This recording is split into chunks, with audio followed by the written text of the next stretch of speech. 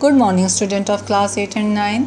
In our previous lecture, we discussed about law of conservation of mass and its verification by H. Landolt. Student, today first we discuss about limitation of law of conservation of mass. बच्चों हम देखते हैं ordinary chemical reaction के दौरान कभी heat release भी हो जाती है और एब्जॉर्ब भी, जैसे एसिड बेस रिएक्शन के दरमियान हीट एनर्जी रिलीज होती है और तमाम डीकम्पोजिशन रिएक्शन के दौरान हीट एब्जॉर्ब होती है, लेकिन ये एब्जॉर्ब और रिलीज होने वाली एनर्जी मामूली मिकदार में होती हैं और इन चेंजेस के दौरान प्रोडक्ट का मास रिएक्टेंट के मास बराबर ही रहता है। लेकिन एटम के न्यूक्लियस में होने वाली चेंजेस इन चेंजेस से बिल्कुल मुख्तलिफ होती हैं। इन चेंजेस के दौरान यानी एटम के न्यूक्लियस में होने वाली चेंजेस के दौरान बहुत बड़ी मिकदार में एनर्जी रिलीज़ होती है, जिनको हम हीट और रेडिएशन के ज़रिए नोट भी कर सकते हैं और फील भी कर सकते हैं। फिर इन तब्दीलियों के दौरान ये बात भी नोट की गई कि इन रिएक्शन में प्रोडक्ट का मास रिएक्टेंट के मुकाबले में नुमाया तौर पे कम होता है।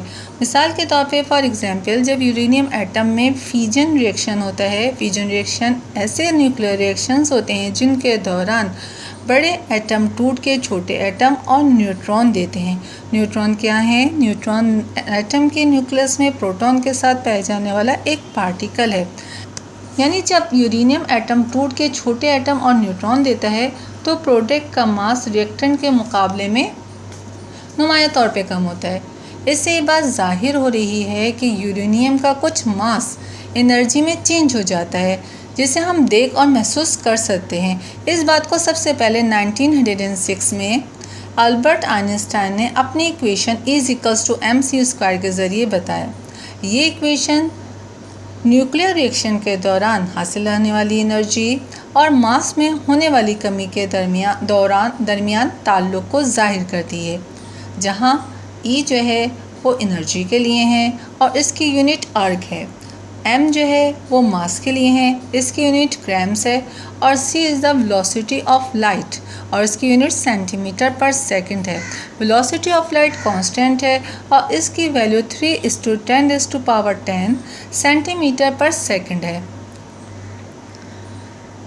इट मीन्स कि तमाम केमिकल रिएक्शन के दौरान मास में भी तब्दीली होती है, लेकिन मास में होने वाली ये तब्दीली इतनी कम होती है कि हम इसको मौजूदा वेइंग टेक्निक्स के ज़रिए मालूम नहीं कर सकते। यानी अब हम ये बात कह सकते हैं कि law of conservation of mass रोज़मर्रा होने वाले केमिकल रिएक्शन के लिए बिल्कुल दुरुस्त साबित होता है।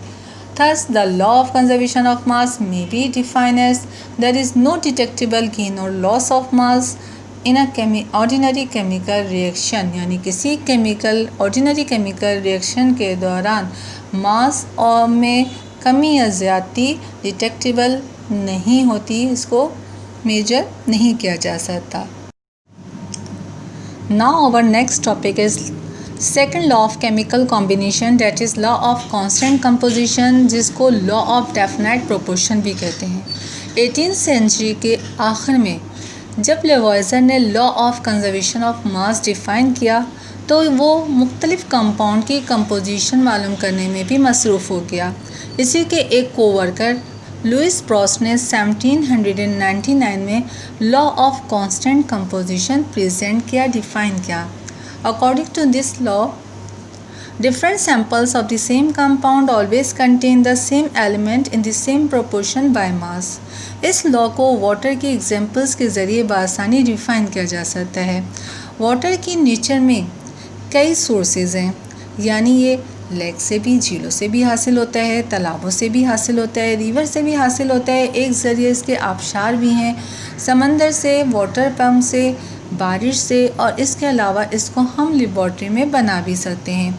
लेकिन वाटर की सोर्स कोई भी हो, इसका फार्मूला हमेशा H2O ही होगा, और यानी इसके अंदर सिर्फ दो एलिमेंट, नंबर 1 ऑक्सीजन और नंबर 2 हाइड्रोजन ही मौजूद होंगे, और हाइड्रोजन के दो एटम ऑक्सीजन के एक एटम के साथ मिलकर वाटर का एक मॉलिक्यूल बनाएंगे। और अगर मास रेशो देखें तो हाइड्रोजन के एक एटम का मास 1 ग्राम और 2 एटम का मास 2 ग्राम हो जाएगा। इसी तरह ऑक्सीजन के एक एटम का मास 16 ग्राम है।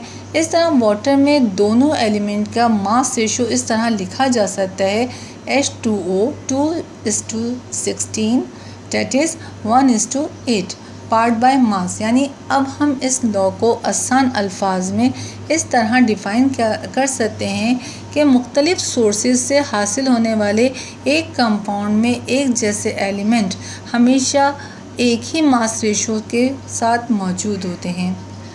Let's consider another examples of law of constant composition. बेटा हम कार्बन डाइऑक्साइड को कोयले को हवा में जलाकर भी हासिल कर सकते हैं। इसके अलावा जब मीथेन जो कि एक हाइड्रोकार्बन है, अगर हम इसको हीट करें तो भी हमें कार्बन डाइऑक्साइड और वाटर मिलते हैं। इसके अलावा बहुत सारे दूसरे ऐसे प्रोसेस हैं, जैसे कैल्शियम कार्बोनेट को जब डिकम्पोज किया जाता है तो भी हमें कार्बन डाइऑक्साइड हासिल होती है। यानी इसका मतलब ये हुआ कि अगर हम कार्बन डाइऑक्साइड को देखें तो इसके अंदर सिर्फ 2 एलिमेंट कार्बन और ऑक्सीजन मौजूद है। यानी क्या मतलब, कार्बन का एक एटम ऑक्सीजन के 2 एटम के साथ मिलकर कार्बन डाइऑक्साइड बना रहा है। अगर कार्बन के एक एटम का मास 12 हो और ऑक्सीजन के एक एटम का मास 16 हो तो 2 एटम का मास 32 हो जाएगा। तो कार्बन डाइऑक्साइड में दोनों एलिमेंट के दरमियान मास रेशो 12:32 यानी 3:8 के बराबर होगा। अब चाहे ये कार्बन डाइऑक्साइड कोयले को जलाकर बनाई जाए, चाहे ये कार्बन डाइऑक्साइड मीथेन की कंबस्टन से हासिल हो या फिर decomposition of sodium calcium carbonate से, हर हालत में कार्बन डाइऑक्साइड के अंदर कार्बन और ऑक्सीजन का रेशो 3:8 ही रहेगा। जिस तरह law of conservation of mass की प्रैक्टिकल वेरिफिकेशन लेल्डॉल्ड ने अपने एक्सपेरिमेंट एच ट्यूब एक्सपेरिमेंट से किया, इसी तरह एक स्वीडिश केमिस्ट जे बर्जीलियस ने लॉ ऑफ कांस्टेंट कंपोजिशन को प्रूव करने के लिए एक एक्सपेरिमेंट किया। बर्जीलियस ने 2 एलिमेंट लेड जिसका सिंबल Pb है और सल्फर जिसका सिंबल S है, दोनों को हीट किया, जिसके नतीजे में एक कंपाउंड लेड सल्फाइड बना जिसका फॉर्मूला PbS है। बर्जीलियस ने इस एक्सपेरिमेंट को रिएक्टेंट की डिफरेंट क्वांटिटीज़ लेकर कई बार किया। मसलन जब नंबर 1 जब बर्जीलियस ने लेड के 10 ग्राम का रिएक्शन सल्फ़र की बहुत ज़्यादा मिकदार के साथ किया तो इसने देखा 10 ग्राम लेड के साथ सल्फ़र के सिर्फ 1.56 ग्राम ही रिएक्ट करके 11.56 ग्राम लेड सल्फाइड बनाते हैं और जितने भी एक्सीज ऑफ सल्फ़र है वो अनरिएक्टेड रह जाता है। इसी तरह एक दूसरे एक्सपेरिमेंट में बर्जीलियस ने सल्फ़र के फिक्स मास लिया, जैसे दैट इज़ 1.56 ग्राम उसने सल्फ़र के साथ लेड की ज़्यादा मिकदार यानी 18 ग्राम को हीट किया तो इसने देखा कि सल्फ़र के 1.56 के साथ लेड के सिर्फ 10 ग्राम ही रिएक्ट कर पाते हैं और एक्स्ट्रा 8 ग्राम अनयूज रहे। इट मीन्स लेड और सल्फ़र आपस में एक ख़ास मास रेशो से ही मिलते हैं जो कि Pb/S 10:1.56 है, जो कि constant composition law of constant composition के मुताबिक है।